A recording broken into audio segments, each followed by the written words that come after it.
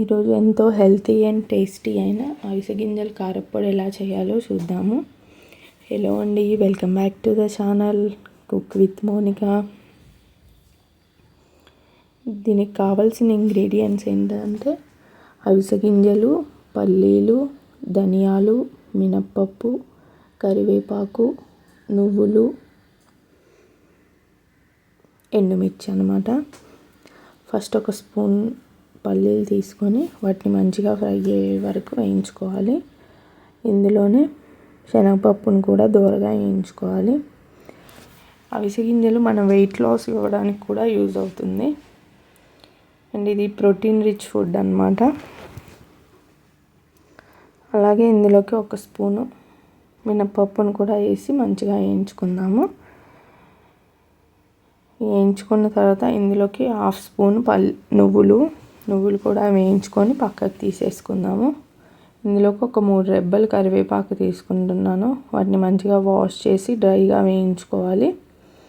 వేయించుకున్న తర్వాత ఇందులో ఒక 1/4 కప్పు అవిసె గింజలు, వీటిని కూడా వేయించుకోవాలి. ఇవి కొంచెం చిటపటలాడతాయి.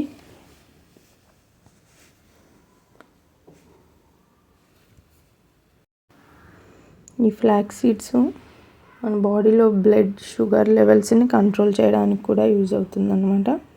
ఇవి ఫ్రై అయిపోయాయి. వీటిని ఒక గిన్నెలోకి తీసేసుకుందాము. ఇందులో ఒక స్పూన్ నెయ్యి వేసుకొని అందులో ఒక 10 నుంచి 15 ఎండుమిర్చి వేసుకొని వీటిని కూడా మంచిగా వేయించుకోవాలన్నమాట.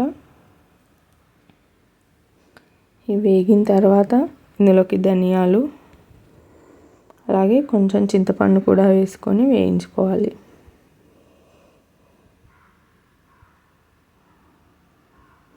వేగినవి వీటిని తీసేసుకొని చల్లార్చుకున్న తర్వాత వీటన్నిటిని మిక్సీ జార్లో వేసుకొని కొంచెం ఉప్పు, వెల్లుల్లి వేసి కొంచెం బరగ్గా గ్రైండ్ చేసుకోవాలి. ఇది ఇడ్లీలో కానీ దోశ లేదా రైస్లో కూడా చాలా బాగుంటుంది. అంతే అండి, ఫ్లాక్స్ సీడ్స్ కారపొడి ready. Thanks for watching. Bye.